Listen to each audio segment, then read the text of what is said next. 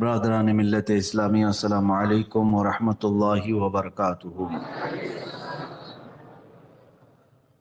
الحمد للہ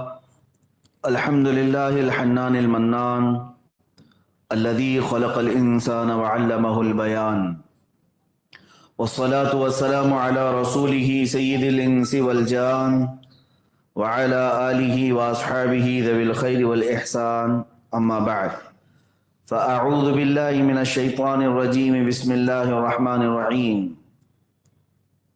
ان الدین عند اللہ الاسلام، صدق اللہ مولانا العظیم وبلغنا رسولہ النبی الامین المتین المختار الکریم، ونحن على ذلك من الشاہدین والشاکرین والحمد للہ رب العالمین۔ بارگاہ رسالت معاب صلی اللہ تعالی علیہ وسلم میں درود پاک کا ہدیہ پیش کریں۔ اللہم صلی علی سیدنا و مولانا محمد معدن الجود والکرم وآلہ واصحابہ الکرام وابنہ الکریم وبارک وسلم صلاة دائمتا سرمدا ابدا۔ ستیزہ کار رہا ہے ازل سے تا امروز، ستیزہ کار رہا ہے ازل سے تا امروز، شرار بو لہبی سے چراغ مصطفی۔ میرے عزیزو، جب سے دنیا وجود میں آئی، اللہ عز و جل نے انسانوں کی نسل کو یہاں پر آباد فرمایا، اس وقت سے لے کر دو جماعتیں ہمیشہ اس زمین پر رہی، ایک حق جماعت اور ایک باطل جماعت،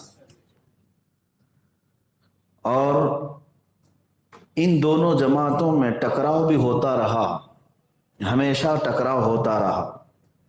ظاہر سی بات ہے، دن اور رات مل نہیں سکتے، سفید اور کالا ایک نہیں ہو سکتے، اسی طرح حق اور باطل دونوں ایک نہیں ہو سکتے۔ اور اقبال نے جو کہا ستیزہ کار رہا ہے ازل سے تا امروز، جس کا مطلب یہی ہے کہ لڑتا رہا ہے، معرکے کرتا رہا ہے حق اور باطل، کب سے؟ ازل سے لے کر آج تک دو چیزیں لڑتی رہی ہیں، شرار ابو لہبی سے چراغ مصطفی۔ ابو لہب کی شرارتیں ایک طرف، مصطفیٰ کریم صلی اللہ علیہ وسلم کی محبت کی روشنی ایک طرف۔ میرے عزیزو، اللہ عز و جل نے قرآن میں یہ فرمایا وَقُلْ جَاءَ الْحَقُّ وَزَهَقَ الْبَاطِلُ۔ اے محبوب آپ فرما دیں حق آ گیا اور باطل مٹ گیا۔ ان الباطل کان زہوقا، بے شک باطل کو تو مٹنا ہی تھا۔ ٹکراؤ تو ہوتا رہے گا، مقابلہ ہوتا رہے گا، لیکن ایک بات یاد رکھیں، تھوڑی دیر کے لیے، تھوڑے دنوں کے لیے حق کو ستایا جا سکتا ہے، پریشان کیا جا سکتا ہے، لیکن حق کو ختم کبھی نہیں کیا جا سکتا۔ اور آیتیں اگر میں آپ کے سامنے تلاوت کروں، رب تعالیٰ ارشاد فرماتا ہے یریدون لیطفئوا نور اللہ بافواہہم، لوگ یہ چاہتے ہیں کہ اپنے منہ کے پھونک سے اللہ کے چراغ کو بجھا دیں۔ اللہ کا چراغ یہ دین اسلام ہے، مصطفیٰ کریم صلی اللہ علیہ وسلم کی ذات ہے، اور اللہ تعالیٰ فرماتا ہے واللہ متم نورہ، اللہ تو اپنے نور کو مکمل کر کے رہے گا۔ کسی کے منہ کے پھونک سے بجھایا جانے والا یہ چراغ نہیں ہے۔ ہاں، اہل حق ہمیشہ ان تمام باتوں سے پریشان تو ہوتے رہے ہیں، لیکن کبھی بھی ختم نہیں ہوئے۔ اس روئے زمین پر اہل حق ہمیشہ رہے اور قیامت تک رہیں گے۔ باطل اپنی پوری طاقتوں کے ساتھ آتا ہے، قوت جمع کرتا ہے اور ٹکراتا بھی ہے۔ بظاہر لوگوں کو ایسا لگتا بھی ہے کہ اب یہ حق جماعت ہمیشہ کے لیے ختم ہو جائے گی، لیکن ایسا کبھی نہیں ہوتا، ایسا کبھی نہیں ہوتا۔ اس کے پیچھے کیا راز ہے؟ میرے عزیزو، سیدھی سی بات یہ ہے کہ یہ دین اسلام جو حق جماعت ہے، اس کی ڈور اللہ رب العزت نے اپنے ذمے میں لی ہے، اور باطل جماعتوں کو اللہ تعالیٰ نے شیطان کے حوالے کیا ہے۔ تو شیطان کا رحمان سے کیا مقابلہ ہو سکتا ہے؟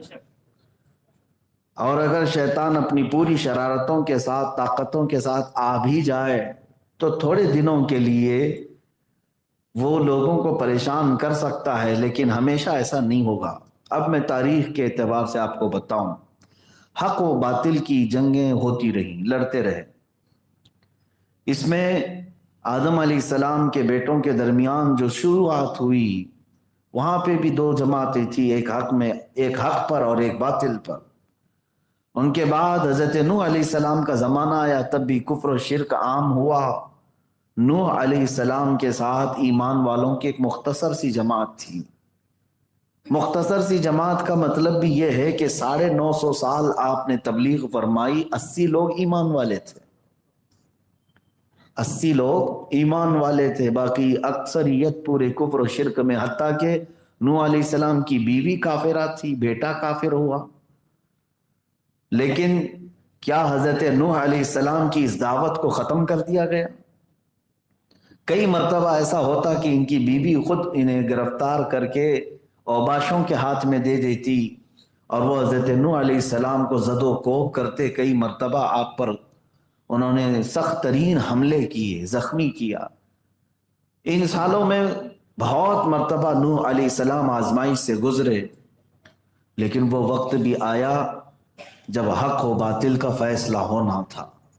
اللہ رب العزت کی بارگاہ میں نوح علیہ السلام نے دعا کی، فدعا ربہ انی مغلوب فانتصر۔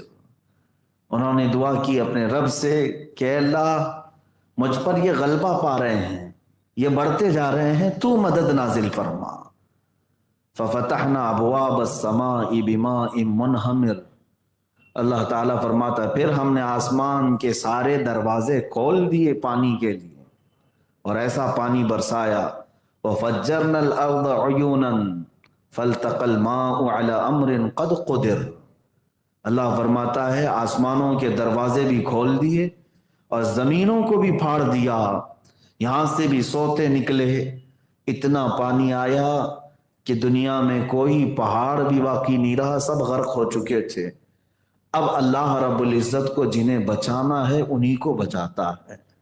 وہی 80 لوگ ایمان والے جو حق جماعت میں تھے، وہ صحیح سلامت اس طوفان نوح سے نکل آئے۔ کئی دنوں کے بعد اس کشتی سے جب باہر آئے تو اس دنیا میں جو باقی تھے وہ صرف ایمان والے ہی باقی تھے۔ اس طرح کے حالات ہوتے رہے، حق اور باطل کا ٹکراؤ۔ آپ کو پھر تاریخ میں لے جاؤں تو سیدنا ابراہیم علیہ الصلوۃ والتسلیم کے ساتھ بھی حق اور باطل کا ہی تو ٹکراؤ تھا۔ باطل کتنی طاقت جمع کرتا ہے میں آپ کو بتاؤں، کتنی طاقت اور قوت۔ سیدنا ابراہیم علیہ السلام کو ختم کرنے کے لیے انہوں نے دنیا کی سب سے بڑی آگ جلائی، یہ سب کو پتا ہے، اور اتنی بھیانک آگ لگائی کہ اس کے شعلے آسمان تک پہنچ رہے ہوں، اس کی گرمی کافی دور تک، یہاں تک کہ کوئی قریب نہیں جا سکتا تھا۔ اگر کوئی پرندہ بھی ہوا میں اڑتا اس آگ کے آس پاس تو جل جاتا تھا۔ اتنی بھیانک آگ لگائی صرف حضرت ابراہیم علیہ السلام کو اس میں جھونکنے کے لیے، پھر منجنیق بنا کر کے مشین جس کے ذریعے سے حضرت ابراہیم علیہ السلام کو انہوں نے ڈال دیا۔ یہی باطل سمجھتا ہے ہر زمانے میں کہ حق کو ہم نے سرے سے ختم کر دیا، اس کو آگ میں جھونک دیا، آگ میں ڈال دیا۔ ایسا نہیں ہے، حق اگر تنہا بھی ہو تو اللہ اس کے ساتھ ہے۔ ابراہیم علیہ السلام کو ادھر آگ میں ڈالا گیا، فوراً رب ذوالجلال نے جبرائیل امین کو بھیجا۔ حضرت جبرائیل علیہ السلام سب سے زیادہ تیز دنیا میں جو آئے ہیں، وہ 3 وقت پر، 3 وقت ایسے ہیں جس میں حضرت جبرائیل علیہ السلام سب سے تیزی سے دنیا میں اترے۔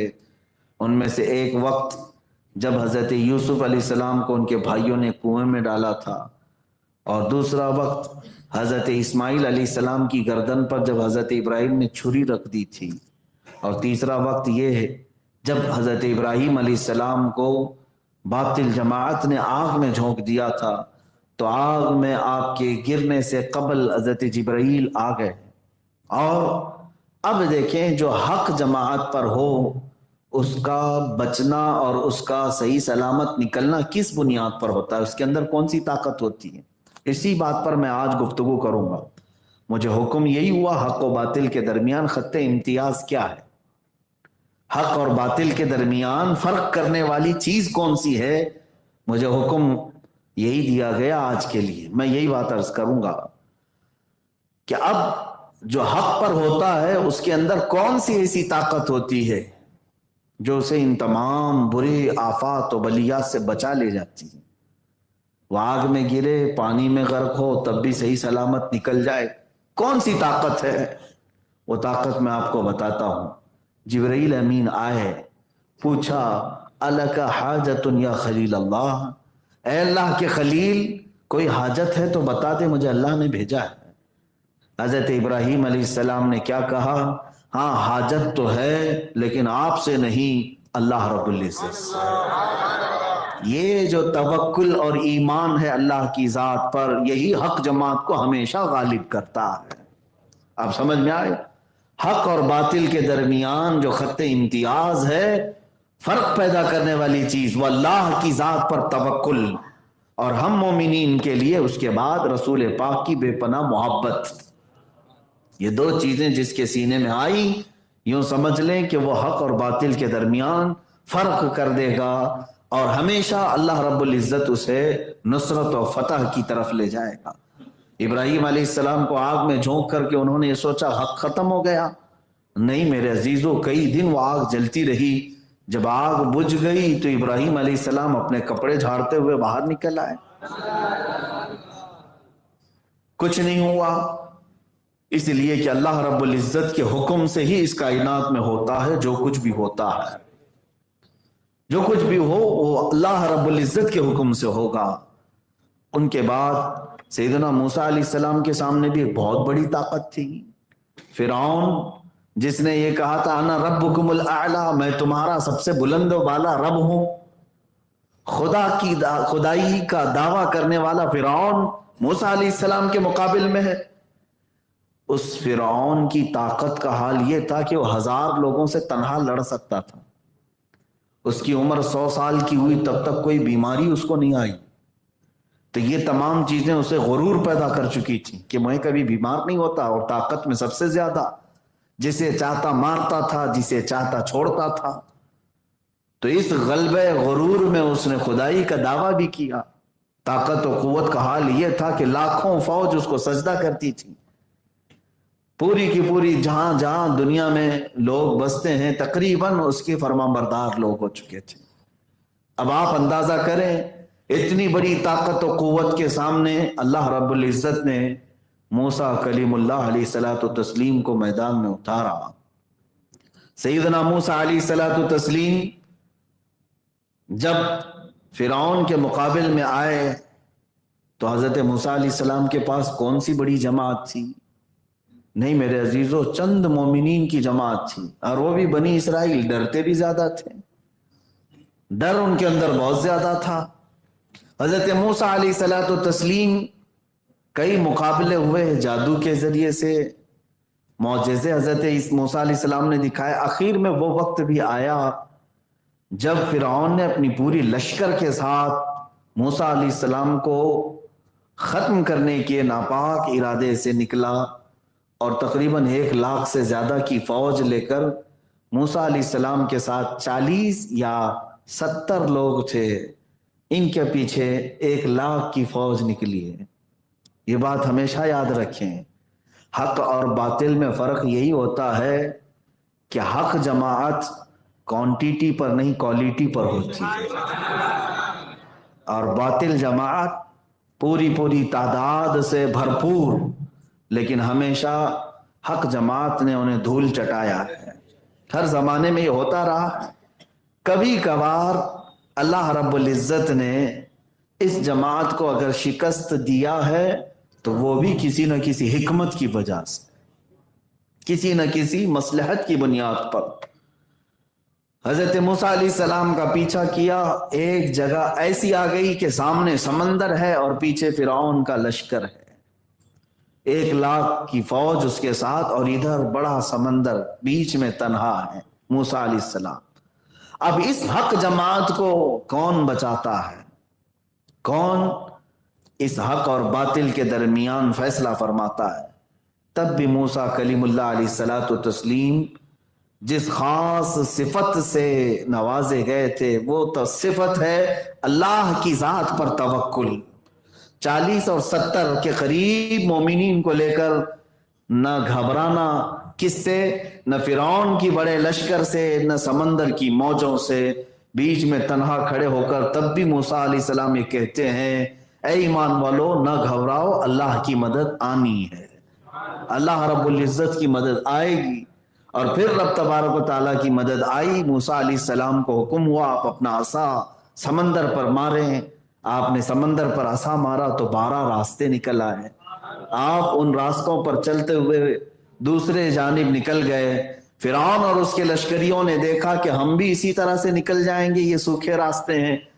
فرعون نے اپنے لشکریوں کو ان راستوں پر ڈالا تو اللہ تعالیٰ فرماتا ہے فَغَشِيَهُم مِّنَ الْيَمِّ مَا غَشِيَهُم، تو اللہ نے حکم فرمایا سمندر کو جیسا تھا ویسے ہی ہو جا اپنی موجوں کے ساتھ۔ تو سمندر نے انہیں ایسا ڈھانک لیا کہ کوئی انہیں دیکھ نہ سکا۔ فرعون کا غرور، اس کا تکبر، اس کا گھمنڈ اور طاقت ہمیشہ کے لیے اس پانی کے نیچے دب گیا، ختم ہو گیا۔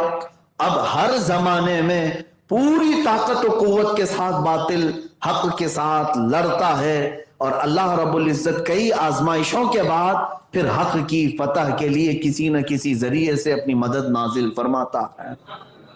میرے عزیزو، میں چند مثالوں کے بعد اب عرض کروں گا ہمارے زمانے میں حق اور باطل کا ٹکراؤ کیسے ہے اور خط امتیاز کیا چیز ہو سکتی ہے۔ تاریخ کے جھروکوں سے میں آپ کے سامنے بات رکھ رہا ہوں۔ موسیٰ علیہ السلام کے زمانے کے بعد پھر یہ لڑائیاں حق اور باطل کی چلتی رہی ہیں۔ وہ زمانہ بھی آیا جب مکہ مکرمہ میں حضرت عبد المطلب خانہ کعبہ کے متولی تھے، خانہ کعبہ کے وہ ذمہ دار تھے۔ اس زمانے کی بات جب رسول پاک صلی اللہ تعالیٰ علیہ وسلم کا ورود مسعود ابھی مکہ مکرمہ میں نہیں ہوا تھا، آپ کی ولادت پاک ابھی نہیں ہوئی تھی۔ اس زمانے میں ہوا یہ تھا کہ ایک یمن کا بادشاہ ابرہا، جس کو یہ حسد ہو گیا اللہ کے گھر سے، خانہ کعبہ کے پاس لوگ دور دراز سے آتے ہیں، طواف کرتے ہیں۔ یہ ہر زمانے میں ہوتا رہا ہے، ایسا نہیں کہ اسی زمانے میں۔ آدم علیہ السلام سے خانہ کعبہ کا طواف چل رہا ہے ہر زمانے میں، سارے انبیاء کرام بھی وہاں پہنچتے رہے۔ تو ابرہا نے یہ کہا کیوں نہ میں یمن میں اس سے بہتر کعبہ بنا لوں۔ وہ جا کر کے یمن میں بہت خوبصورت اچھی عمارت بنایا اور اس کو کعبے کا نام دیا، اور اس نے لوگوں کو بلایا کہ اب مکہ والے کعبہ میں جانے کی بجائے یمن والے کعبے میں آؤ۔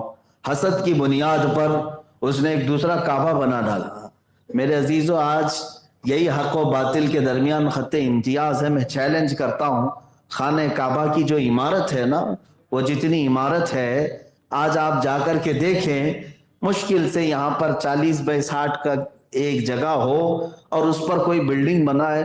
میرے اندازے کے مطابق ہمارے ہاں بلڈنگ بنانے میں جتنا خرچہ آتا ہے اس سے بھی کم خرچہ آئے گا ایک 4 کونے والی عمارت بنانے میں۔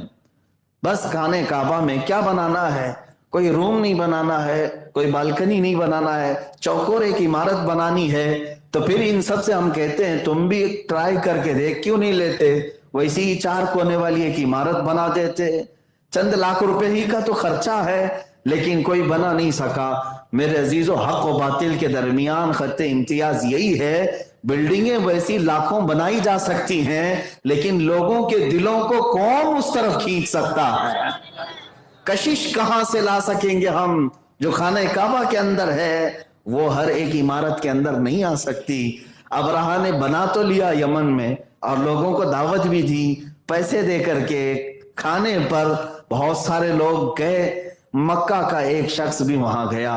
ظاہر سی بات ہے قریش اور مکہ والے خانہ کعبہ سے بے انتہا محبت کرتے رہے ہر زمانے میں، اس کے لیے انہوں نے جانیں بھی نچھاور کر دی۔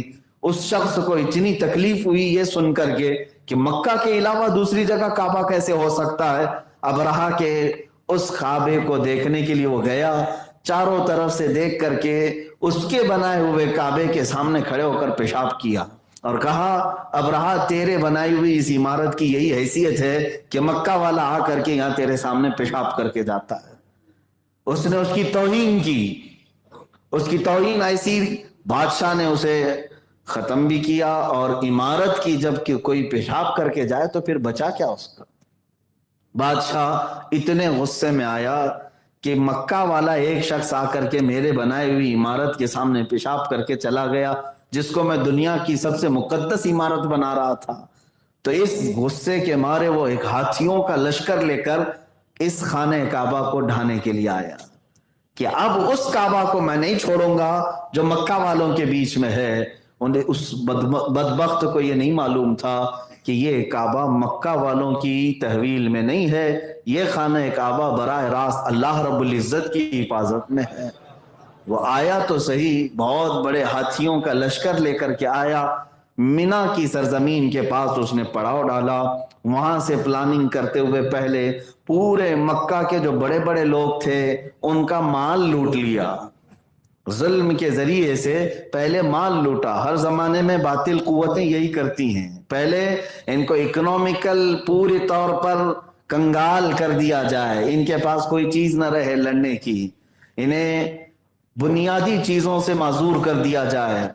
سپر پاور نام سے آج جو ملک پہچانے جاتے ہیں پوری دنیا میں، چاہے وہ امریکہ ہو یا رشیا ہو، ان کے اندر بھی اتنی ہمت نہیں ہوتی کسی کے ہاں ڈائریکٹ جانے کی اور حملہ کرنے کی، بلکہ عراق جیسے چھوٹے ملک کو 10 سال تک پابندی لگاتے ہیں کہ یہاں پر کوئی بھی دوائیاں پہنچنی نہ پائیں، کوئی ان کو بنیادی ضرورتیں پہنچنے نہ پائیں۔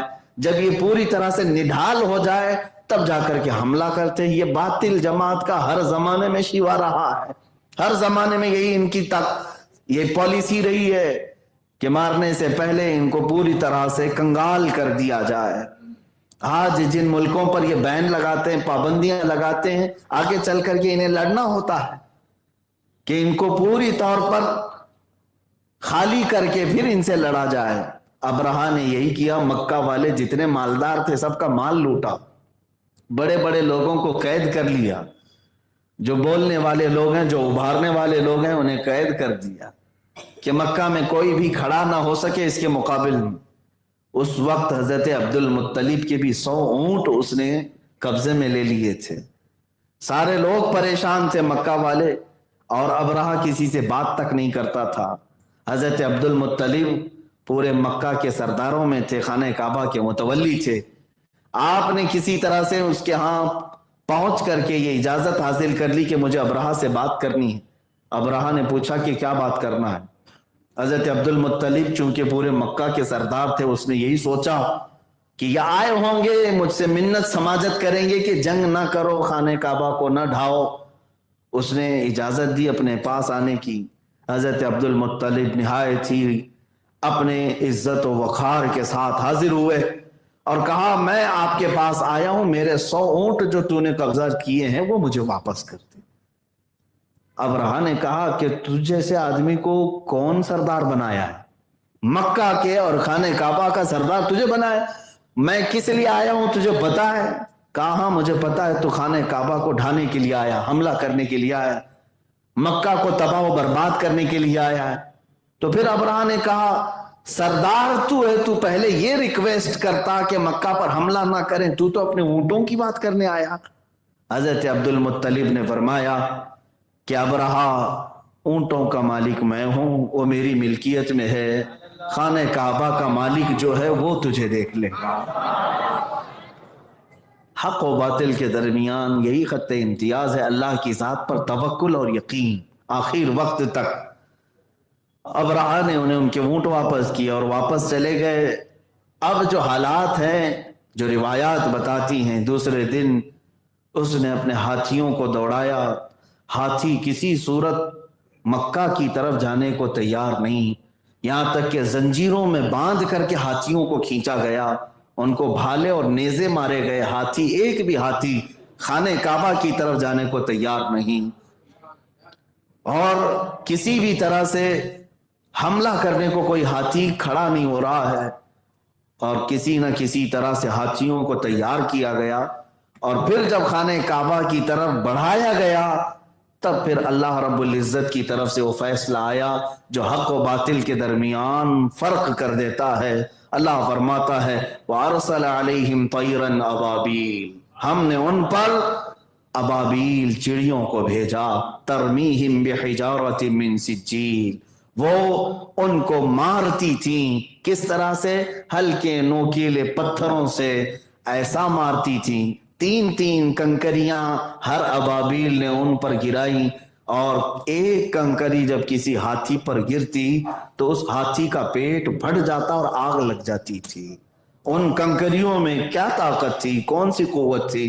اور اس ابرہا کی پوری فوج پر جہاں جہاں کنکریاں گری وہ اس طرح سے ہلاک ہوئے کہ قرآن کہتا ہے فَجَعَلَهُمْ كَعَصْفٍ مَأْكُولٍ، ان ابابیلوں نے انہیں کیا کر دیا؟ ایسے کر دیا جیسے کوئی مرغی کو کھا کر کے چھوڑا ہوا ہے، یعنی پورے پر چھیل دیے ہوں، گوشت کھا چکے ہوں۔ اس پوری فوج کا یہ حال تھا کہ ان کی ہاتھیوں کی ہڈیاں دکھنے لگ گئی اور ان کی کھوپڑیاں بکھر گئی۔ اللہ رب العزت نے چند ساعتوں میں اس پوری باطل جماعت کو تہس نہس فرمایا۔ یہ پورا سورہ الم تر کیف فعل ربک باصحاب الفیل، سورہ فیل پڑھیں آپ کو سمجھ میں آئے گا۔ وہ نکلا تھا حرم کعبہ کو ختم کرنے کے لیے، اور بظاہر اللہ رب العزت نے انسانوں کی جماعت سے ان کا مقابلہ نہیں کروایا، بلکہ ہلکی چھوٹی چڑیوں کو بھیج کر باطل کو ان کی اوقات یاد دلائی۔ میرے عزیزو، یہی چیز اللہ رب العزت کے قوانین میں اور اس کے دستور میں ہمیں نظر آتی ہے کہ جب جب حق اور باطل کا ٹکراؤ ہوتا رہا ہے، بسا اوقات اللہ بہت چھوٹی سی طاقتوں سے باطل کو ہمیشہ کے لیے ختم فرماتا ہے۔ وہ رب ذوالجلال ہے جو نمرود کو مچھر سے ہلاک فرماتا ہے، وہ رب ذوالجلال ہے جو فرعون کو پانی سے ہلاک کرتا ہے، وہ رب ذوالجلال ہے جو ابرہا کو ہلکی ہلکی کنکریوں سے ابابیل سے ہلاک کرتا ہے، وہی رب ذوالجلال ہے جو ابو جہل کے غرور کو چھوٹے بچے معاذ اور معوذ سے ختم فرماتا ہے۔ حق اور باطل کے ٹکراؤ میں یہ اللہ رب العزت کا قانون بھی ہے کہ وہ باطل کو ان کی طاقت اور ان کی قوت کے اعتبار سے اتنی بڑی چیز سے مقابلہ نہیں کر پاتا۔ اللہ تعالی بہت ہلکی چیزوں سے ان کا خاتمہ فرماتا ہے۔ اب آئیے عزیزو، یہ بات تھی حق و باطل کے ٹکراؤ کی، حق اور باطل جماعت کے ٹکراؤ کی، ہمیشہ ہر زمانے میں رہا۔ اب جو بات مجھے عرض کرنی ہے وہ یہ ہے کہ یہ دو چیزیں تو دیکھنے میں آئی ہیں ہمیشہ، لیکن اے مسلمانوں، سب سے پہلی چیز یہ ہے کہ آپ میں سے ہر ایک فرد کو، ہر ایک بچے کو اور ہر جوان کو یہ یقین ہونا چاہیے کہ میں حق جماعت پر ہوں۔ آپ سب کو حق ہے، یقین ہے، ہر ایک کو اس بات کا یقین ہونا چاہیے کہ میں حق جماعت پر ہوں۔ اب یہ یقین کیسے آئے گا؟ یہ یقین کیسے آئے گا؟ یہ دو چیزوں سے آتا ہے، ایک اللہ کی ذات پر کمال کا یقین ہو اور اپنے نبی پاک سے کمال کی محبت ہو۔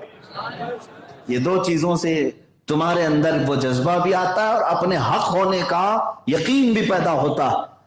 دنیا تمہیں ڈگمگاتی ہے، شیطان کا حربہ کیا ہے جانتے ہیں؟ شیطان سب سے پہلے شک ڈالتا ہے دماغ میں کہ پتہ نہیں وہ صحیح ہے کہ یہ صحیح ہے۔ ان بحثوں میں ہر زمانے میں لوگ پڑے رہتے ہیں، آج بھی ہے۔ انٹرنیٹ پر جو سب سے زیادہ مناظرے چلتے رہتے ہیں، فیس بک والے مناظر، واٹس ایپ والے جو مناظر ہیں، بڑے بڑے مناظر اعظم بیٹھے ہوئے ہیں، ان کے جو کٹے پر بیٹھ کر کے مناظرے ہوتے رہتے ہیں، رات میں نکڑ پہ بیٹھ کر کے، ان سب میں یہی بحثیں ہوتی ہیں، کون حق پر ہے کون باطل پر ہے، اور یہ شیطان کے اعلیٰ کار بن جاتے ہیں، شیطان کا ذریعہ بن جاتے ہیں۔ میں اہل حق کی بات نہیں کر رہا ہوں جو مناظرہ کرتے ہیں، الحمدللہ اللہ نے ان کو غیر سے قوت بھی عطا فرمائی، وہ مناظرہ کرتے ہیں تو حق کا اظہار کرنے کے لیے۔ باقی میں ان لوگوں کو کہہ رہا ہوں جو کسان ہیں اور سرجری کرنے کی بات کرتے ہیں، میں ان لوگوں سے کہہ رہا ہوں میاں بیمار ہے کوئی آدمی، پیٹ میں درد ہو رہا ہے، آپریشن کروانے کے لیے ڈاکٹر کے پاس جائے گا کہ کسان کے پاس جائے گا؟ اور یہاں اکثر ایسا ہی ہے کہ کسان پھاوڑا اور کدالی لے کر آپریشن کو تیار بیٹھے ہوئے ہیں، ہر کوئی کہہ رہا ہے کہ ہم بھی جو ہے حکم لگا سکتے ہیں. میرے عزیزو یہ جن کا حق ہے ان کو دے دیا جائے. میں جو بات عرض کر رہا ہوں وہ یہ ہے کہ شک پیدا کرتا ہے شیطان، دماغ میں وسوسے ڈالتا ہے. پتہ نہیں وہ بھی کہہ رہے ہیں ایسا ہے، یہ بھی کہہ رہے ہیں ایسا ہے. جب تک تمہارے دل میں یہ یقین نہیں آئے گا کہ میں الحمدللہ حق پر ہوں، اسلام ہی حق ہے. قرآن کہتا ہے ان الدین عند اللہ الاسلام، بے شک اللہ کے نزدیک دین اسلام ہی ہے. بے شک اللہ کے نزدیک دین اسلام ہی ہے. اب آئیے، آپ کو یقین جو بڑھنا چاہیے وہ دو چیزوں سے آتا ہے: اللہ کی ذات پر توکل اور رسول پاک کی ذات سے بے پناہ محبت. یہ دو چیزیں لے لو. ہم سے اگر کوئی چیز نصیحت میں حاصل کر سکتے ہو تو یہ دو چیزیں لے لو. آج حالات ایسے ہیں میرے عزیزوں، میں خود بھی آپ سب سے یہ کہوں گا، اس کے پیچھے جانے سے بہتر ہے کہ اللہ رب العزت تمہارے لیے کوئی ایسی چیز نہیں ہے کہ جو معلوم نہ ہو، بلکہ بچپن سے تم نے لا الہ الا اللہ پڑھا ہے. اور ہر مسلمان کو اتنا یقین ہے کہ اللہ ہے، رب ذوالجلال ہے. تو اللہ تبارک و تعالیٰ کی ذات پر یقین کرتے چلے جاؤ. اور حضور صلی اللہ علیہ وسلم کے بارے میں بھی اب کسی کو شک نہیں ہے کہ میرے نبی کونین صلی اللہ تعالیٰ علیہ وسلم کیسے تھے. تقریباً ہر مسلمان جانتا. تو حضور سے محبت کرنا، یہ دو چیزیں تمہاری زندگی میں اگر آ گئیں، باقی سب سے تم صرف نظر کر لو، اپنی آنکھیں پھیر لو. دنیا میں دوسروں کے ساتھ کیا کیا ہو رہا ہے، ان تمام چیزوں سے تم صرف نظر کر لو. دو چیزوں کی تمہارے لیے آج بھی ضرورت ہے جو تمہیں یقین کے درجے کو پہنچاتی ہیں، اور یہی حق جماعت کا امتیاز ہے، حق جماعت کا وصف خاص ہے. اللہ کی ذات پر توکل اور رسول پاک سے بے پناہ محبت. آپ کو میں بتاتا ہوں، سیدنا خالد بن ولید رضی اللہ تعالیٰ ایک جگہ گئے ہیں، ایک علاقے میں عیسائیوں سے آپ کا مقابلہ ہے. حق پر ہونے کا یقین کیسا ہونا چاہیے؟ عیسائیوں سے مقابلہ ہے، اور کئی جگہوں پر ایسا ہوا ہے کہ مقابلے جو ہے صرف تلواروں سے نہیں ہوئے. کئی علاقے ایسے بھی آئے ہیں صحابہ کے ساتھ کہ کبھی علمی مقابلہ ہوا، کبھی زبانی مقابلہ ہوا، کبھی تلواروں کا مقابلہ ہوا، کبھی کسی اور طریقے سے بھی ہوا. جو میں مقابلہ آپ کو بتانے جا رہا ہوں وہ آج کے حالات سے اور مجھے جس طرح سے لوگ ابھی پہچانتے ہیں اس سے ریلیٹڈ چیز ہے. حضرت خالد بن ولید جب پہنچے تو عیسائیوں نے کیا کہا جانتے ہیں؟ کہا کہ اے خالد، ہم آپ سے تلواروں سے نہیں لڑیں گے، ایک چیز سے ہم فیصلہ کر لیتے ہیں. ایک نہایت ہی خطرناک قسم کا زہر لایا. زہر لا کر کے عیسائیوں نے سامنے رکھا. کہا کہ ہم دونوں میں سے آگے بڑھتے ہیں، جو حق جماعت پر ہوگا وہ اس کو بغیر کسی خطرے کے پی جائے گا، اس کو پی جائے گا. حضرت خالد بن ولید نے نہ ادھر دیکھا نہ ادھر دیکھا، سیدھے آگے بڑھ گئے. باطل چیلنج تو کرتا ہے، مقابلہ کرتے کی بات تو کرتا ہے، لیکن سامنے کبھی نہیں آتا. یہ تاریخ رہی ہے، حدیث پاک میں موجود. پیش تو انہوں نے کیا، زہر بھی لائے اور زہر بھی رکھا گیا. اور جب عیسائی سامنے آئے تو انہوں نے یہی سوچا کہ میاں یہ سب باتیں ایسی ہیں، ڈرانے کے لیے کہا جاتا ہے. جیسے بعض لوگ کہتے ہیں نا کہ اگر تو مجھے ہرا دے گا تو 1 کروڑ کی کار دے دوں گا. کہہ دینے کی باتیں الگ ہوتی ہیں. بعض لوگ یہ سمجھتے ہیں کہ یہ ایسے ہی کہہ دیتے ہیں، لیکن وہ صحابہ تھے جو کہتے تھے وہ کرتے بھی تھے. جب عیسائیوں نے مقابلے کی بات کی، اور یہ مقابلہ مباہلہ کہلاتا ہے، حضرت خالد بن ولید سامنے بڑھے، اس زہر کی شیشی کو اٹھایا اور اپنے منہ سے لگا لیا. فرمایا گیا کہ اس زہر کی شیشی تو دور کی بات، اس زہر سے اگر کسی کا ہاتھ لگ جائے، انگلی لگ جائے تو پوری جسم کی چمڑی نکل سکتی تھی.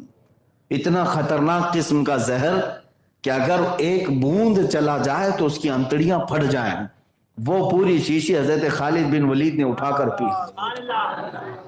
اور اس کے بعد ان عیسائیوں سے کہا اب تمہاری باری ہے، تم میں سے کوئی آ سکتا ہے. وہ سارے کرسیاں چھوڑ کر بھاگ نکلے. یہی ہے حق اور باطل کا معرکہ.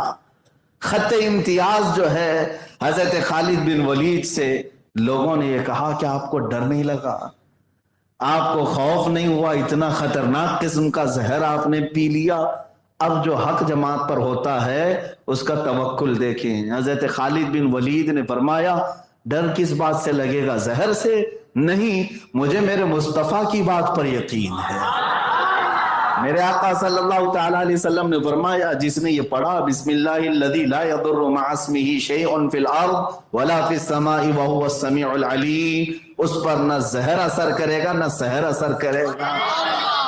میں نے یہ پڑھ لیا اور پی لیا، باقی میری کوئی طاقت و قوت نہیں تھی۔ اللہ اکبر! یہ اہل حق کی علامت ہے کہ وہ اپنے نبی سے بے پناہ محبت کرتے ہیں تو ان کی ہر بات پر یقین بھی رکھتے ہیں۔ عزیزان گرامی اوقات، یہ باطل اور حق کے معرکے اور مقابلے بہت تاریخ میں ہیں، لیکن الحمدللہ جو زمین پر قائم رہنے والی جماعت ہے وہ اہل حق کی ہی ہے، اہل حق کی ہے۔ حق بسا اوقات ایسا بھی ہوا کہ مقابلوں میں ہمارے سر بھی گئے، ہمارے جسم بھی گئے، لیکن اہل حق نے اس کو کبھی بھی عیب نہیں سمجھا، عیب نہیں سمجھا۔ ہماری جان جاتی ہے تو جائے، اس لیے کہ ہمارا نعرہ یہ ہے جان دے دی دی ہوئی اسی کی تھی، جان دے دی دی ہوئی اسی کی تھی۔ حق تو یہ ہے کہ حق ادا نہ ہوا، یہ بزرگوں نے فرمایا اللہ رب العزت اور اس کے حبیب پاک کے لیے بات آ جائے تو پھر ایک جان کیا ہے، اگر ہوں کروڑوں تیرے نام پر سب کو وارا کروں۔ میرے عزیزو، سیدنا خالد بن ولید رضی اللہ تعالیٰ عنہ کی بات نہیں، اہل حق کا جو یقین ہے نا، جو توکل ہے، وہ بہت اعلیٰ درجے کا ہے، اعلیٰ درجے کا۔ آج میں وہی چیز آپ کے سینے میں ڈال کر جانا چاہتا ہوں۔ آپ کو جب یہ یقین ہے کہ اسلام ہی سچا ہے، میرے نبی کی ذات ہی سچی ہے، تو پھر یاد رکھنا ہر خطرے سے تم نپٹ سکتے ہو، آندھیوں کا رخ موڑ سکتے ہو، طوفانوں کے منہ کو موڑ سکتے ہو، لیکن یقین ہو کہ میرا دین سب سے سچا ہے اور میرے نبی کی ذات سب سے سچی ہے، اور اللہ رب العزت پوری کائنات کا پیدا کرنے والا ہے، اسی کے دست قدرت میں ساری ملکیت ہے۔ وہ اگر چاہے تو آگ کو جلانے کا حکم دے، وہ اگر چاہے تو سمندر کو غرق کرنے کا حکم دے، اور اگر وہ حکم نہ کرے تو نہ چھری چلتی ہے، نہ آگ جلاتی ہے، نہ سمندر ڈبوتا ہے، اگر اللہ کا حکم نہیں آیا۔ بعض لوگ یہ کہتے ہیں کہ یہ چیزوں کی فطرت ہے، جیسے آگ کی فطرت ہے جلانا، چھری کی فطرت ہے کاٹنا، پانی کی فطرت ہے غرق کرنا، ہم بھی مانتے ہیں یہ ان چیزوں کی فطرت ہے، لیکن ان کے اندر تاثیر دینے والا ہوت کون ہے؟ اللہ رب العزت ہے۔ آگ کے اندر گرمی کی تاثیر اللہ رب العزت نے دی، چھری کو کاٹنے کی تاثیر اللہ نے دی ہے، پانی کو غرق کرنے کی تاثیر اللہ نے دی ہے، اور اگر وہ رب ذوالجلال نہ چاہے تو یہ چیزیں کچھ نہیں اثر کر سکتی، کچھ نہیں ہے۔ اس کی مثالیں ہمارے پاس موجود ہے۔ اب آئے میں آپ کو بتاؤں، وہ تو زہر انہوں نے پی لیا سیدنا خالد بن ولید، اور پھر اس کے بعد ایک دو نہیں کئی سال تک باحیات رہے۔ زہر ایسے پیا جیسے شربت پیا، اور نہ ان کے جسم پر کوئی اثر آیا اور نہ ہی کوئی خطرہ کبھی لاحق ہوا۔ حضرت خالد بن ولید کا یہ معاملہ تھا۔ ان کے زمانے کے بعد ایسے مقابلے اور مباہلے حق و باطل کے درمیان ہوتے رہے، لیکن اللہ تبارک و تعالیٰ نے ہمیشہ حق کو فتح عطا فرمائی۔ وہ واقعہ بھی آپ کے سامنے رکھتا ہوں کہ ہم دور کیوں جائیں، ہندوستان کی سرزمین پر سلطان الہند معین الدین غریب نواز رضی اللہ تعالیٰ جب اجمیر کی سرزمین پر آپ کا بول بالا تھا، اور کفار و مشرکین نے اس وقت بھی آپ کے لیے بڑی مصیبتیں کھڑی کر رکھی تھیں، کیا کیا چیزوں سے نہیں پریشان کیا، پانی بند کر کے پریشان کیا، آپ کے اوپر آگ پھینک کر کے، کبھی پتھر برسا کر کے، کبھی جادو کے ذریعے سے بہت سارے حملے کر کے انہیں دیکھا کہ حق جماعت کو پنپنے نہ دیا جائے، لیکن وہ کچھ نہیں کر سکے، یہاں تک کہ 800 سال کے بعد بھی اس غریب نواز کو اجمیر سے نہیں باہر کر سکے۔ الحمدللہ سرکار غریب نواز رضی اللہ تعالیٰ عنہ کو اللہ تعالیٰ نے حق کا سفیر بنا کر کے بھیجا، اور میرے مصطفیٰ کریم صلی اللہ علیہ وسلم کی محبتوں کا امین بنا کر بھیجا۔ آپ کے ساتھ بھی ایک معاملہ ایسا پیش آیا کہ آپ گزر رہے تھے اور آگ کے پجاری आग जला करके हवन कर रहे थे। हाँ, बाज लोगों के नजदीक ये अग्नि पूजा भी तो है, और वो आग को अपना देवता भी समझते हैं, माँ भी समझते हैं, और क्या क्या समझते हैं वल्लाहु आलम। आग को भी अपना देवता समझते हैं कि ठीक है, आग भी हमारा खुदा है। खुदा अपने बंदे से मोहब्बत ना करे तो फिर कौन करे? हमारा तो अकीदा यही है कि हमारा खुदा हमें पालता है, अकीदा यही है।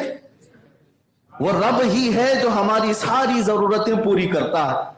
और जिन लोगों ने आग को खुदा कहा, हमारा सवाल यही है कि ये खुदा तुमसे मोहब्बत क्यों नहीं करता? तो हजरत गरीब नवाज का भी सीधा सा सवाल था, लॉजिक यही कहती है।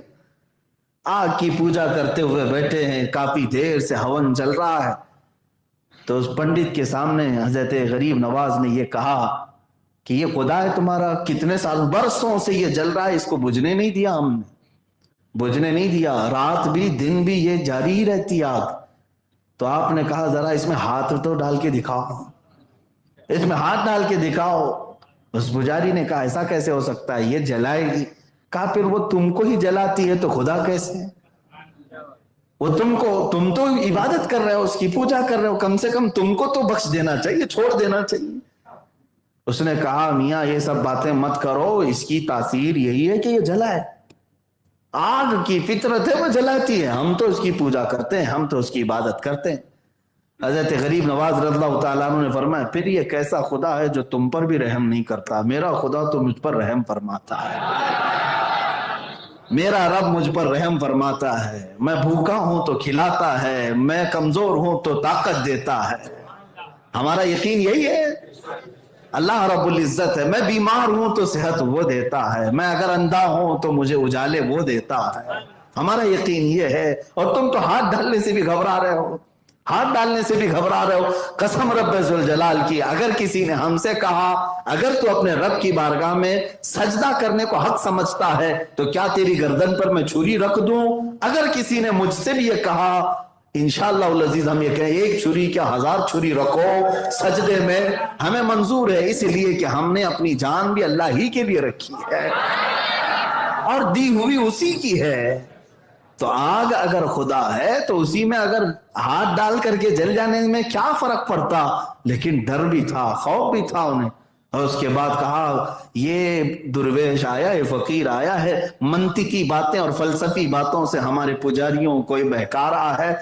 उस पंडित ने कहा अच्छा तुम जो इस तरह से फलसफी बातें मंतिकी बातें करके हमारे लोगों को गुमराह कर रहे हो, तो क्या तुम्हारा यकीन नहीं है कि आग जलाएगी? आग नहीं जलाएगी। हजरत गरीब नवाज ने कहा अगर मेरा मौला न चाहे तो नहीं जलाएगी, मेरा रब नहीं चाहे तो नहीं जलाएगी, तेरा तो डायरेक्ट खुदा यही है। तो उसने कहा कि तुम हाथ डाल करके दिखाओ। उस पुजारी ने कहा तुम हाथ डाल करके दिखाओ। हजरत गरीब नवाज रज़ियल्लाहु ताला अन्हु ने हाथ क्या, वो पंडित जो अग्नि हवन कर रहा था उसकी गोद में एक 1.5 साल या 2 साल का बच्चा था, उस बच्चे को उठा लिया और हाथ नहीं बल्कि खुद चल के उसमें चले गए, चल के चले गए, अंदर चले गए और बच्चा भी गया पंडित का और गरीब नवाज भी चले गए। अब यहां पर शोर मच गया। ये आग काफी बड़ी होती थी और एक हॉल में जलाई जाती थी जिसकी पूजा होती थी। तो वो चीखते चिल्लाते लोगों को जमा किया कि ये जो मुसलमान आया है गया तो गया, मेरे बच्चे को भी ले गया। और आग में पता नहीं क्या हुआ, नजर भी नहीं आ रहा है अंदर। लोग इधर उधर से सब जमा हुए, कई पंडित आए, कई लोग आए। अब खुदा को या तो बुझाना पड़ेगा या तो फिर कोई दूसरा उसमें दाखिल होकर उसे निकालना पड़ेगा, दूसरा तो आएगा नहीं। काफी देर के बाद जब लोग जमा हुए, 1-2 घंटे नहीं घंटे गुजर गए, हजरत सरकार गरीब नवाज अपने दामन को झाड़ते हुए उस आग से बाहर तशरीफ लाए और उसके बच्चे को उसकी गोद में दिया। उसने देखा उसकी पेशानी भी ठंडी है, बच्चे का जिस्म भी ठंडा है, आग की गर्मी तक नहीं लगी, जलना तो दूर की बात आग की गर्मी नहीं लगी। उस पुजारी ने बच्चे को अपने सीने से लगाया। मेरे अजीजों, उस वक्त मौजूद जो लोग थे उन्होंने कहा अब हमें यकीन हुआ कि वो खुदा सच्चा है जिसका गरीब नवाज इबादत करता है, जिसको मोइनुद्दीन इबादत करता है।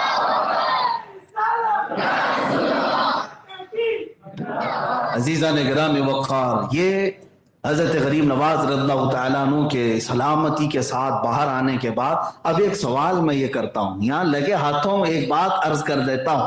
حق و باطل کے درمیان معرکہ ہوا، مقابلہ ہوا، اور جب امتحان کی بات آئی تو اللہ نے فتح ہمیشہ اہل حق کو عطا فرمائی، اہل حق کو عطا فرمائی۔ اب حضرت سرکار غریب نواز رضی اللہ تعالیٰ عنہ باہر تو آئے، ایک سوال تو بنتا ہے، ایک سوال تو یہ بنتا ہے کہ آپ اللہ کے ولی تھے، کوئی یہ کہتا ہے، اگر کوئی یہ کہے آپ اللہ کے ولی تھے، فنا پھر رسول تھے، عطائے رسول تھے، آپ گئے آگ میں اور اللہ نے آگ کی تاثیر کو ختم کیا اور نہیں جلایا، واپس آ گئے، لیکن بچہ جو گود میں تھا وہ تو پنڈت کا تھا، وہ بھی صحیح سلامت آیا۔ میرے عزیزو، اب یہاں پر ہم ان منکرین وسیلہ کو جواب دیتے ہیں جو کہتے ہیں وسیلہ نہیں لینا چاہیے۔ ظالموں، یہاں بتانا یہی مقصود ہے کہ بچہ چاہے کسی کا ہو، یہ دیکھو کہ دامن کس کا لگا ہوا ہے۔ غریب نواز کی گود سے اگر کسی اور کا بچہ بھی لگ جائے تب بھی اللہ تعالیٰ اسے آگ سے محفوظ کرتا ہے۔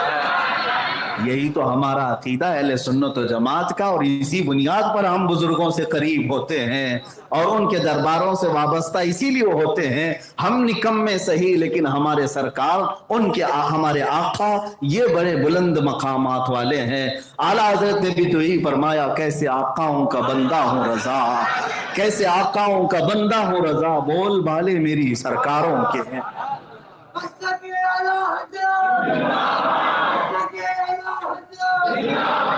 حق و باطل کے درمیان معرکہ ہوتا رہا اور اہل حق کو اللہ تعالیٰ نے فتح ہمیشہ عطا فرمائی۔ میرے عزیزو، سرکار غریب نواز رضی اللہ تعالیٰ عنہ کے اس واقعے کے بعد اور کئی مثالیں ایسی موجود ہیں، لیکن ایک بات یاد رکھنا، ہمیشہ اہل حق کو اللہ نے جو سربلند کیا، ان کے اندر جو وصف تھا، جو خاصیت تھی، وہ اللہ کی ذات پر توکل، اللہ کی ذات پر یقین اور مصطفیٰ کریم صلی اللہ علیہ وسلم سے بے پناہ محبت۔ یہ دو چیزیں جس کے سینے میں آئیں، سمجھ لو کہ وہ بندہ ہمیشہ اللہ تعالیٰ کے حفظ و امان میں ہے، اللہ کے حفظ و امان میں ہے۔ پوری دنیا چاہے تو کچھ نہیں کر سکتی، اور اگر اللہ نے اس کے مقدر میں کچھ لکھا ہے تو وہ ہو کر رہے گا۔ ایک توکل اور ایک یقین اور بھی بتا دوں، یہ مسلمانوں کی فوج ہے، سب سے پہلی مرتبہ یورپ کی سرزمین پر اترنے جا رہی ہے۔ عرب میں اسلام تھا، یورپ میں آنا تھا، ایشیا سے یورپ ایک دوسرے بر اعظم میں جا رہا ہے، ایک دوسرے انٹر کانٹیننٹل میں جا رہا ہے۔ اب اس وقت حالات کیا تھے؟ عرب اور یورپ کو جوڑنے والا جو سمندر ہے، میڈیٹرین سی، آج بھی وہ سمندر دیکھا ہوگا لوگوں نے، کافی بڑا سمندر، اس سمندر کو عبور کر کے صحابہ تابعین کی جماعت یورپ میں اتر رہی، اور سپہ سالار کا نام ہے طارق بن زیاد، طارق بن زیاد، اور جوانی کا عالم ہے، اور یہ مجاہدین کی ایک فوج لے کر اسپین کی سرزمین پر اترا۔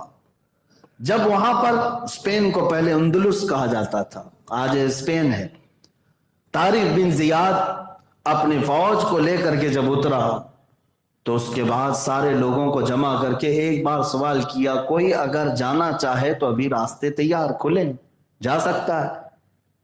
کسی نے بھی جانے کی بات نہیں کی، تو جن کشتیوں میں بیٹھ کر کے آئے تھے ان کشتیوں کو کنارے لایا گیا اور ان تمام لکڑی کی کشتیوں کو آگ لگا دی گئی، کیونکہ اب سواری ہے، سواری کو کیوں جلایا؟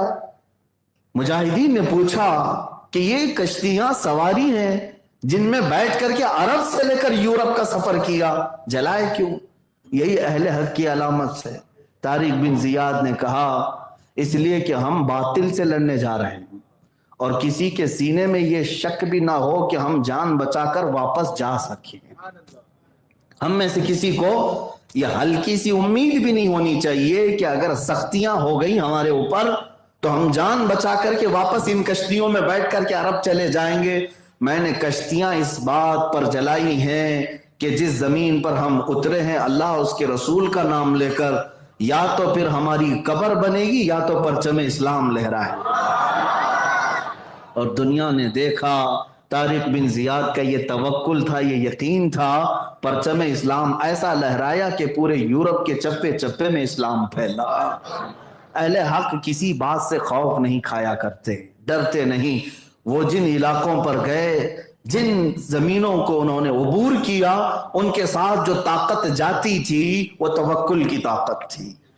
اب بات یہاں پر یہ بھی عرض کر دوں، حضور سلطان الہند غریب نواز رضی اللہ تعالیٰ عنہ جب ہندوستان تشریف لا رہے تھے، اس وقت کے حالات ایسے تھے کہ کئی بادشاہوں نے پہلے یہاں پر ہندوستان پہ حملے کیے اور کوششیں، یہ راجے مہاراجاؤں کا حال تھا، ایسا سسٹم نہیں تھا الیکشن کا، سلیکشن کا، ای وی ایم کا، یہ سب معاملات نہیں تھے۔ جس کی جتنی طاقت اتنے قبضے کرتا تھا، جس کو جتنی زمین مل گئی اتنے کا وہ بادشاہ بنتا تھا۔ اس زمانے میں ایک بادشاہ شہاب الدین غوری ان علاقوں کو فتح کرتے ہوئے یہاں تک آیا تھا، لیکن شکست کھا کر کے جا رہا تھا، ہار کر کے جا رہا تھا۔ اور یہ وہ وقت تھا جب معین الدین حسن چشتی غریب نواز رضی اللہ تعالیٰ عنہ دو چند فقیروں کے ساتھ ہندوستان آ رہے تھے۔ مشکل سے 7-8 لوگوں کی جماعت تھی جو ہندوستان کی طرف آ رہی تھی۔ بیچ راستے میں بادشاہ کی فوج واپس پلٹ رہی تھی، درویشوں کی جماعت اندر آ رہی تھی، ٹکراؤ ہو گیا تو لوگوں نے پہچان لیا کہ یہ مسلمان فوج ہے، مسلمان جماعت ہے، درویشوں کی پوچھو یہ کہاں جا رہے ہیں۔ تو بادشاہ نے قاصد بھیجا پوچھوانے کے لیے، کوئی آیا اور حضرت غریب نواز سے پوچھا بابا کہاں جا رہے ہیں، کدھر کا سفر ہے؟ حضرت غریب نواز نے جواب دیا ہندوستان فتح کرنے جا رہے ہیں۔ درویشوں کی چھوٹی سی جماعت، اور بات کس بات کی کر رہے ہیں؟ یہی تو توکل اور یقین ہے جس کو اقبال نے کہا تھا، نکل کر کے صحرا سے جس نے الٹ دیا تھا تخت روما کو، نکل کر کے صحرا سے جس نے الٹ دیا تھا تخت روما کو، سنا ہے قدسیوں سے میں نے کہ وہ شیر پھر ہوشیار ہوگا۔ ہمیشہ سے اللہ رب العزت نے 313 کے ذریعے سے فتح اسلام فرمائی، اور قیصر و کسریٰ کو دھول چٹانے والی جماعتیں بھی بہت بڑی بڑی نہیں تھیں، وہی صحابہ تھے جو چند کھجوروں پر پورے دن گزارا کرتے تھے۔ عزیزان گرامی، جب یہ جواب ملا تو یہاں کہکہے لگنے لگے بادشاہ کے ہاں، فوج کے ہاں، کہ یہ دیوانوں کی جماعت ہے اور اتنی بڑی بات کر رہے ہیں۔ اکثر ایسا ہوتا ہے کہ جب کبھی کوئی چھوٹا بڑی بات کرے تو لوگ اس کا مذاق اڑاتے ہیں یہاں پر، لیکن انہوں نے جس کو چھوٹا سمجھا ہوگا وہی در حقیقت پورے ہند کا بادشاہ بھی تھا۔ اس نے کہا کہ آپ نے دیکھا ہماری فوج کو، ہمارے اتنے ہاتھی گھوڑے ساز و سامان، اتنی بڑی فوج لشکریاں، اور ہم شکست کھا کر کے آ رہے ہیں، بڑی طاقتیں وہاں پر موجود ہیں۔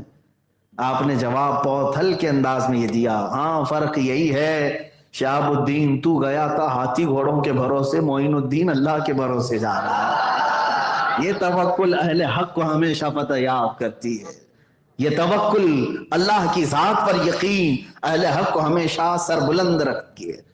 عزیزان گرامی وقار، آج بھی میں ایک جملہ دے جاتا ہوں آپ کو جو ہمیشہ تمہارے دلوں کو مطمئن رکھے گا اور حوصلہ بڑھا کر کے رکھے گا۔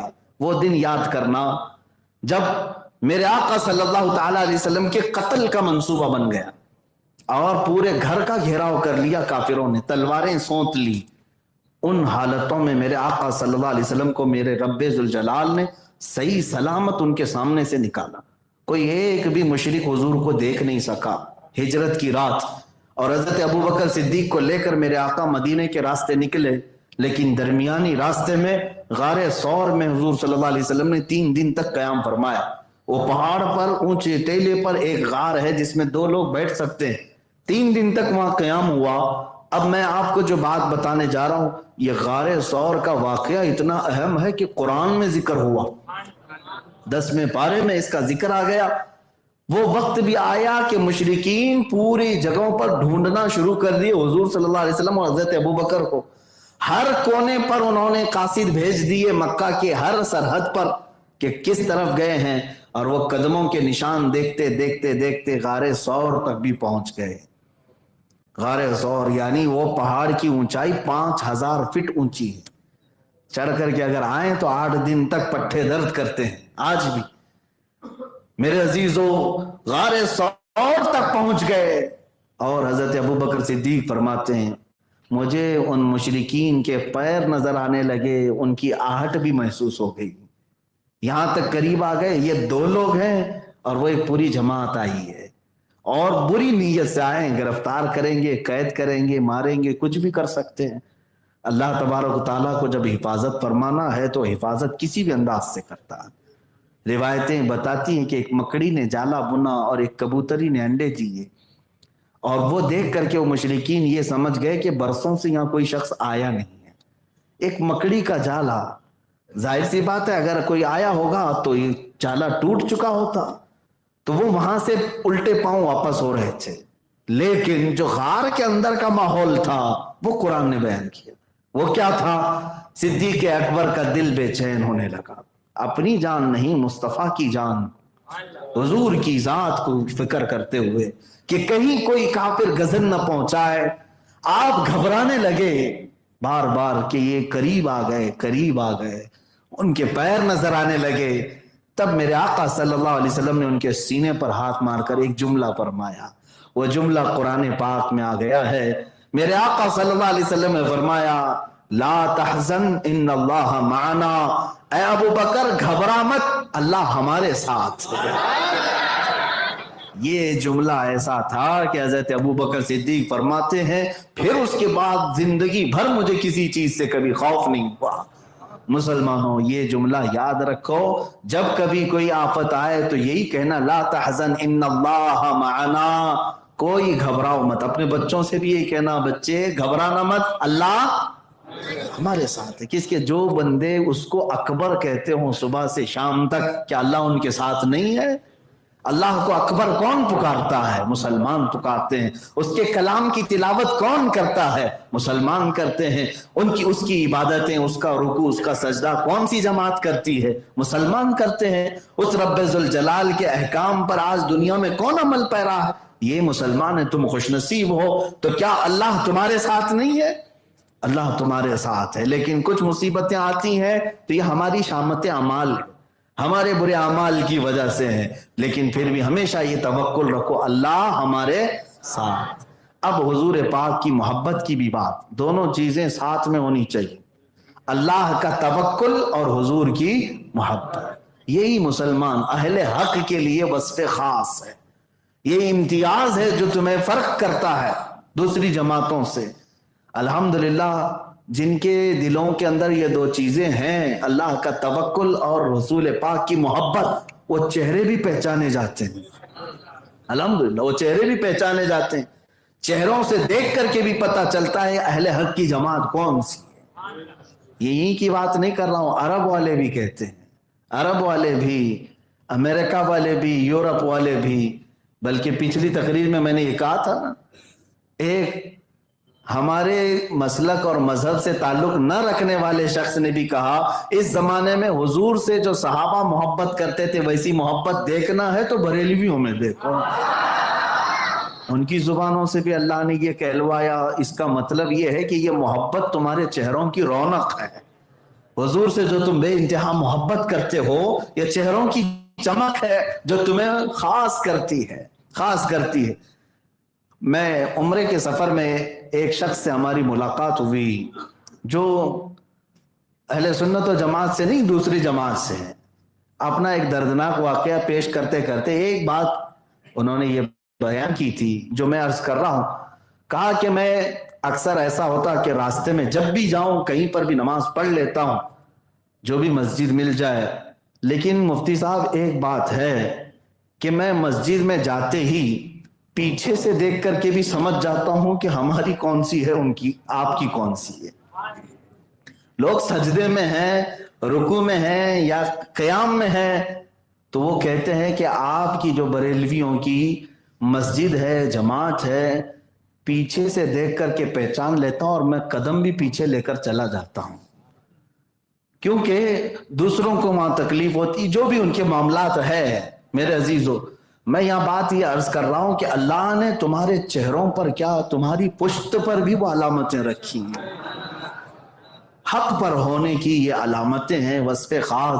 حضور کی محبت کرنے والا لاکھوں میل دور سے بھی پہچانا جاتا ہے، وہ کہیں پر بھی رہتا ہو لیکن لوگوں کے دلوں پر راج کرتا ہے، اس سے لوگ جڑتے ہیں، محبت کرتے ہیں۔ یہ وصف خاص ہے جو تمہیں باطل جماعت سے امتیاز پیدا کرتا ہے۔ ایک بات یاد رکھیں، اللہ کے نبی صلی اللہ تعالیٰ علیہ وسلم سے محبت کرنے والا بظاہر کچھ تکلیفوں میں آ سکتا ہے، جیسے کہ میں نے اس سے قبل بھی کہا تھا، اسے مارا تو جا سکتا ہے لیکن مردہ کبھی نہیں کیا جا سکتا۔ اور جو باطل پر ہیں پوری طاقت کے نشے میں اور تخت پر بیٹھ کر کے بھی وہ بظاہر زندہ دکھتے ہیں لیکن حقیقت میں مردہ ہوتے ہیں، حقیقت میں مردہ ہوتے ہیں۔ نہ ہمیں آج ابو جہل کا کوئی پرسان حال نظر آتا ہے، نہ اس کی خیریت پوچھنے والا، نہ ہی یزید کا کوئی ساتھی نظر آتا ہے، نہ اس کی اولاد نظر آتی ہیں، کچھ نہیں۔ ہاں لیکن ناجائز طریقے سے کچھ لوگ ہو سکتے ہیں وراثت پائے ہوں، جن کو ابھی میلاد میں بھی پیٹ درد کرے گا اور پکاریں گے کہ یہ کیوں، یہ جائز ہے کہ ناجائز ہے، شرک ہے یا بدعت ہے۔ جیسے آپ لوگوں کو پتا ہے ہر سال حضور کی میلاد آنے سے پہلے کچھ لوگوں کے چہروں پر الگ سا رنگ آتا ہے۔ یہاں یہ بھی بات پتہ چلتی ہے کہ رنگ بدلنے کا طریقہ بھی الگ الگ ہے۔ ہماری مسجدیں روشن ہو جاتی ہیں اور کچھ مسجدیں اندھیرے میں آ جاتی ہیں۔ کون سی چیز ہے جو تمہیں الگ کر رہی ہے؟ فرق کیسی چیز سے پیدا ہو رہا ہے؟ محبت مصطفیٰ ہے، میرے آقا صلی اللہ تعالیٰ علیہ وسلم کی محبت۔ بلکہ میں نے مفتی احمد یار خان نعیمی رحمۃ اللہ علیہ سے پڑھا کی ایک عبارت یہ بھی پڑھا، میاں اہل حق اور اہل باطل کی پہچان اللہ نے ایسی رکھی، صرف یہاں کے رہن سہن میں نہیں بلکہ جنازے بھی فرق پیدا کرتے ہیں، جنازوں میں بھی فرق ہوتا ہے۔ ایک جنازہ جاتا ہے خوب پھول پہن کر کے جاتا ہے، خوب خوشبوؤں میں معطر ہو کر کے جاتا ہے، اور بعض جنازے وہ بھی ہوتے ہیں جن کی سڑن سے کوئی قریب بھی نہیں جاتا۔ اور یہاں الحمدللہ جب کوئی ہمارا جنازہ نکلتا ہے تو ایسا لگتا ہے کہ وہ دولہا بن کر کے جا رہا ہے، اور اس پر لوگ ہزاروں طریقے سے سلام بھی پڑھ رہے ہیں، درودوں کی ڈالیاں بھی نچھاور میرے آقا کی بارگاہ میں، اور اسے عزتوں کے ساتھ اتارا جاتا ہے۔ کس یقین کے ساتھ؟ بعض لوگ جنازہ لے کر بھاگتے ہیں اور ایسے دفن کر کے آتے ہیں کسی کو خبر بھی نہ ہو، پتہ بھی نہ چلے۔ نہیں، ہمارے ہاں تو الحمدللہ خوب اعلان کے ساتھ، مجرم تھا تو بھی، گنہگار تھا تو بھی، بہت سارے اس کے اندر خطائیں تھی تب بھی اسے سجاتے ہیں، سنوارتے ہیں، اچھے انداز سے لے جا کر کے دفناتے ہیں۔ کیوں؟ اس لیے کہ ہمارا یقین یہ ہوتا ہے کہ آج مصطفیٰ کے دیدار کے لیے جا رہا ہے، میرے آقا صلی اللہ تعالیٰ علیہ وسلم کی زیارت کے لیے جا رہا ہے۔ وہاں پہنچے گا تو اس کا چہرہ تو صاف ہو، اس کے لباس تو اچھے ہوں، اس کو سجایا جائے، یہ ہمارا اعتقاد ہے۔ جیسے کہ شاعر نے کہا تھا، اب تو پائے ناز سے اے فرشتوں کیوں اٹھوں، مر کے پہنچا ہوں یہاں اس دل ربا کے واسطے۔ اب یہاں پر بات میں اپنی گفتگو کو سمیٹتا ہوں، زیادہ دیر آپ کو نہیں تھکاؤں گا۔ حق و باطل کے درمیان جو وصف خاص ہے جو تمہیں ممتاز کرتا ہے وہ دو چیزیں ہیں، ایک اللہ کی ذات پر توکل اور دوسرے میرے مصطفیٰ کی ذات سے بے پناہ محبت۔ اب میں آپ کو بتاتا ہوں، یہ دو چیزیں جب آتی ہیں تو سارا خوف بھی نکالتی ہیں، ہر ڈر نکالتی ہیں، ہر خوف نکالتی ہیں۔ موسیٰ علیہ الصلوۃ والتسلیم کے ساتھ بظاہر کوئی فوج نہیں تھی لیکن فرعون کی آنکھوں میں آنکھیں ڈال کر بات کرتے تھے۔ ہاں، بڑی بڑی طاقتوں کے ساتھ یہ مقابلہ کرتے، بات بھی کرتے۔ حضور صلی اللہ علیہ وسلم جب اپنے کسی صحابی کو قاصد بنا کر بھیجتے، وہ بڑے بڑے بادشاہوں کے درباروں میں جاتے اکیلے، اور بادشاہ سے ڈائریکٹ کیا بات کرتے؟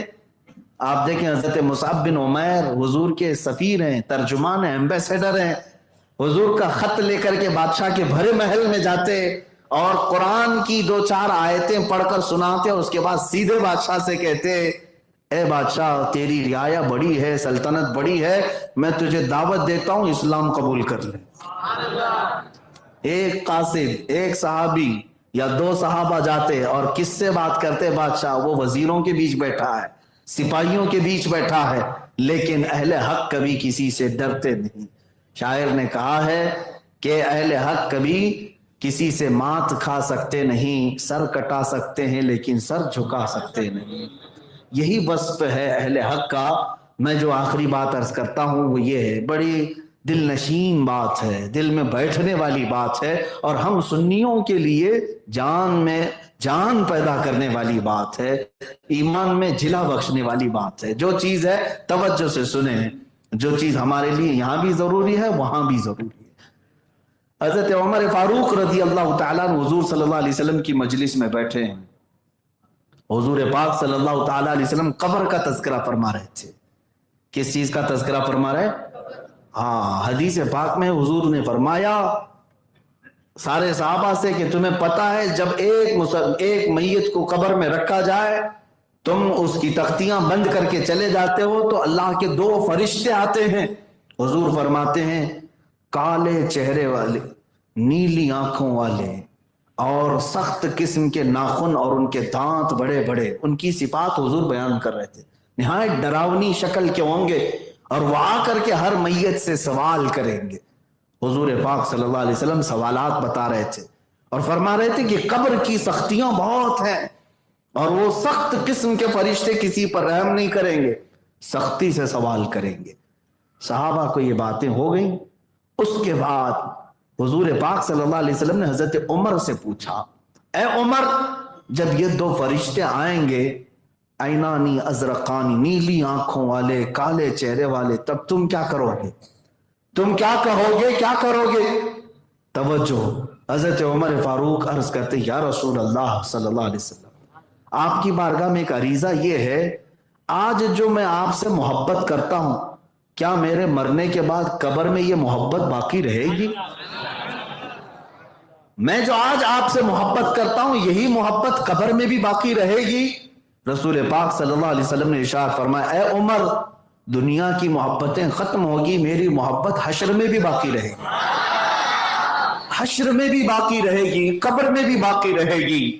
جب میرے آقا نے یہ فرمایا کہ یہ محبت باقی رہے گی جو حضور سے کرتا ہے، حضرت عمر خوش ہوتے ہیں اور کہتے ہیں یا رسول اللہ، تب تو ان فرشتوں سے نپٹنا میرے اوپر چھوڑ دیں۔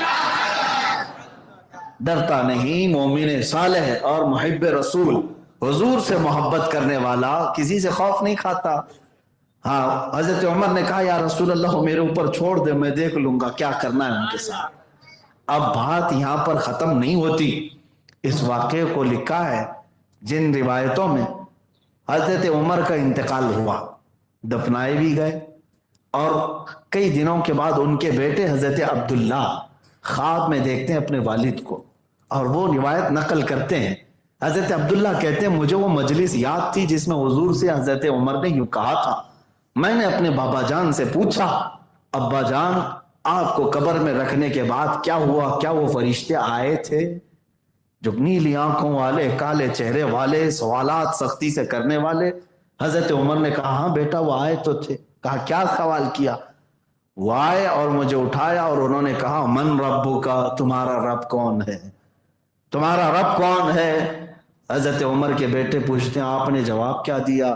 حضرت عمر کہتے ہیں میں نے ان سے پوچھا تمہارا رب کون ہے؟ میں نے ان سے پوچھا تمہارا رب کون ہے؟ وہ فرشتے ایک دوسرے کو دیکھنے لگے، یہ کون ہے جو ہم سے سوال کرتا ہے؟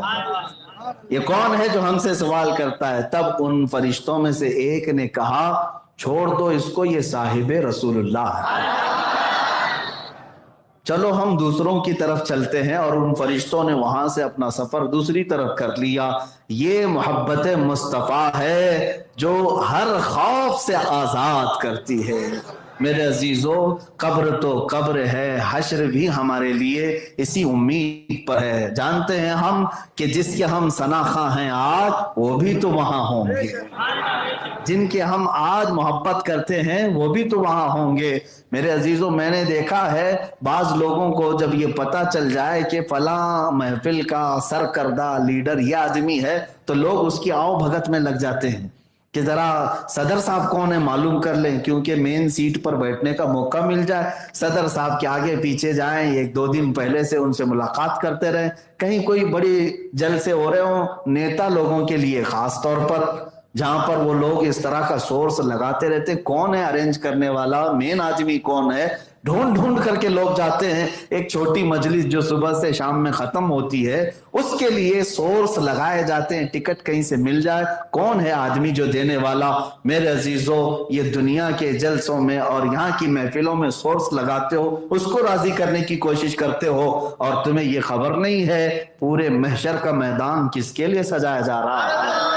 کون ہے وہاں کا دولہا جس کو امام اہل سنت فاضل بریلوی نے فرمایا ہے خلیل و نجی مسیح و صفی سبھی سے کہیں نہ بنی.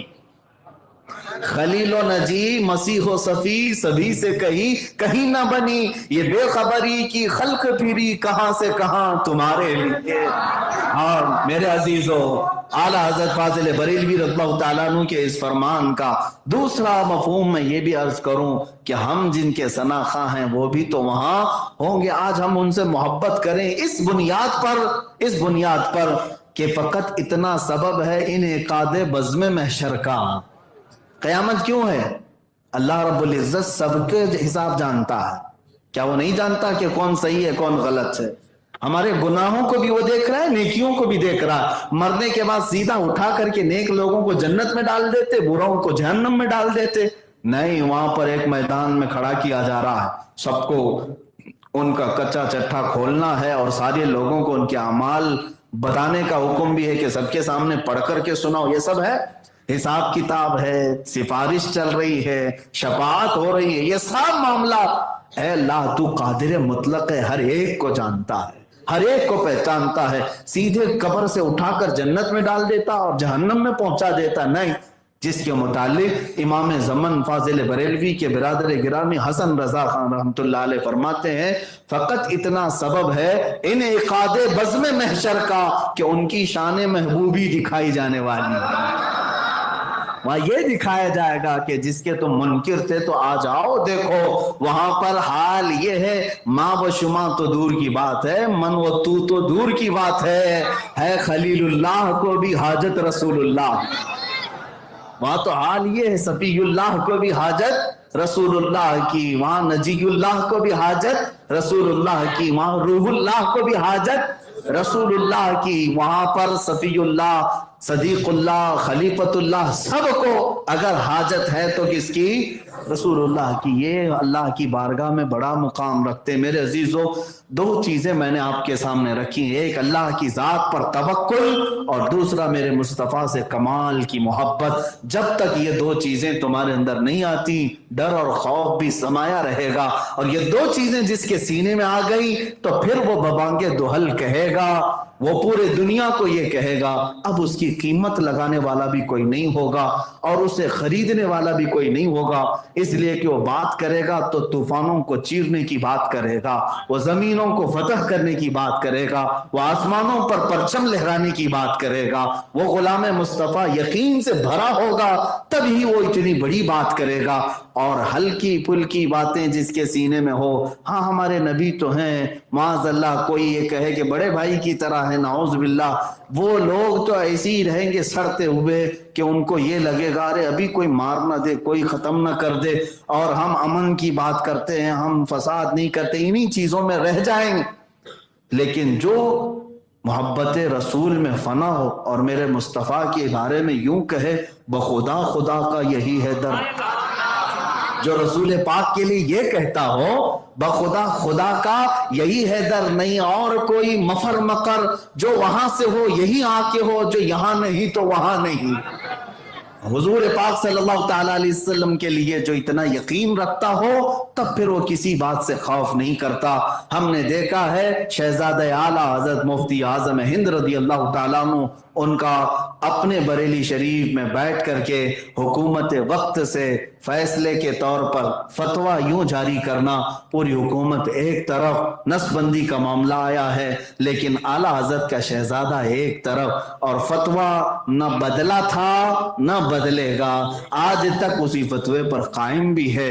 اہل حق کبھی کسی سے خوف نہیں کھاتے, آپ سب کے دلوں کے اندر بھی خوف نہیں ہونی چاہیے. اگر آپ اہل حق ہیں اور باطل سے کبھی نہ گھبراؤ نہ ڈرو. ایک بات یاد رکھنا، طاقت اور قوت کو دیکھ کر کبھی تمہاری آنکھیں نہ چندیا جائیں، پریشان نہ ہو جائیں. بعض لوگ محفلوں میں بیٹھ کر کے کہتے ہیں ارے نہیں میاں ان کے پاس بہت بڑی طاقتیں ہیں، بہت بڑی قوتیں ہیں، ان کے پاس سارا ڈپارٹمنٹ ہے، ان کے پاس سارے ساز و سامان ہے. سب ہونے دو، سب ہونے دو. میرے عزیزو، ایمان والے کا توکل یہ ہے اللہ ہمارے ساتھ ہے. جانتے ہیں چنگیز خان کا نام سنا ہوگا. اتنا ظالم تھا، اتنا ظالم کی کھوپڑیوں سے مینار بنا دیا اور کتنے لوگوں کو قتل کرتا تھا. وہ انسانوں کا گوشت تک کھا جاتا تھا. چنگیز خان ایک مرتبہ مسلمان جماعت میں علماء کو قید کیا، اور آخری بات ہے یہ اس کی زندگی کا یہ آخری ہے. اور اس نے تقریباً 300 لوگوں کو صف میں کھڑا کیا اور اس کے بعد جلاد کو حکم دیا کہ ایک ساتھ سب کا قتل کرتے جاؤ، سب کے ہاتھ پیچھے باندھو. 3 صفیں لگی تھی. پہلی صف میں جب قتل شروع کیا جلاد نے تو ایک بڑے میاں تھے، بزرگ آدمی تھے، عمر دراز تھے، تو پہلی صف سے ہٹ کر کے دوسری صف میں چلے گئے پیچھے والی، کہ پہلی صف کاٹی جا رہی ہے دوسری صف میں آ جاتا ہوں. پہلی صف پوری قتل ہو گئی. چنگیز خان اپنے گھوڑے پر بیٹھ کر یہ تماشا دیکھ رہا تھا. دوسری صف کو جب قتل کرنے لگا جلاد تو وہ بزرگ جو بوڑھے تھے وہ تیسری صف میں چلے گئے. 3 ہی تو صفیں تھی، دوسری بھی جب قتل ہو کر ختم ہو گئی. چنگیز کہا مار کے ہنسنے لگا. وہ دیکھ رہا تھا کہ یہ بوڑھا جگہ بدلتا جا رہا ہے، آگے سے پیچھے آیا، پیچھے سے یہاں آیا. کہا مار کر کے کہا بوڑھے میاں اب تو کوئی صف نہیں، اب پیچھے کوئی اور صف نہیں، کہاں جاؤ گے؟ اس بوڑھے نے بندھے ہوئے ہاتھوں سے کہا اب بھی اللہ موجود ہے، اب بھی میرا رب ہے، اللہ ہے. تیسری صف کو جلاد قتل کرنا شروع ہی کیا تھا کہ چنگیز خان کسی چیز سے، ایک آلے سے کھیل رہا تھا گھوڑے پر بیٹھ کر.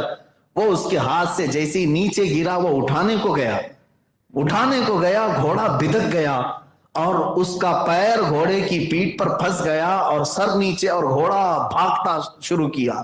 اتنا بھاگا گھوڑا سرکش ہو گیا، کسی کے قابو میں نہیں آتا. ہر پتھر سے چنگیز خان کا سر ٹکراتا رہا یہاں تک کہ سر پھٹ گیا، کھوپڑی باہر آ گئی، اور گھوڑا ہے کہ رکنے کا نام نہیں لیتا. ساری فوج پیچھے پڑ گئی. گھوڑے کو قابو میں لایا جائے. گھوڑا اس وقت قابو میں آیا جب چنگیز کی پوری کھوپڑی ختم ہو چکی تھی، اس کا دماغ نکل چکا تھا اور موت ہو چکی تھی. اور اس کے بعد جو قیدی تھے انہیں بھی چھوڑ دیا گیا، پوری بادشاہت ختم ہو گئی.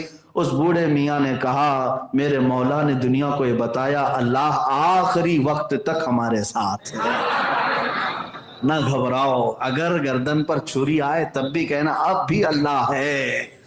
پھانسی کا پھندا لگے اس وقت بھی کہنا اب بھی اللہ ہے. ابھی تمہارے ساتھ کچھ ہوا تھوڑی نہ ہے، کچھ نہیں ہوا، تو اتنا گھبرانا اور خوف کیوں کرنا؟ بس یہ بات لا تحزن ان اللہ معنا، گھبراؤ مت، بے شک اللہ ہمارے ساتھ ہے. وآخر دعوانا الحمدللہ رب العالمین.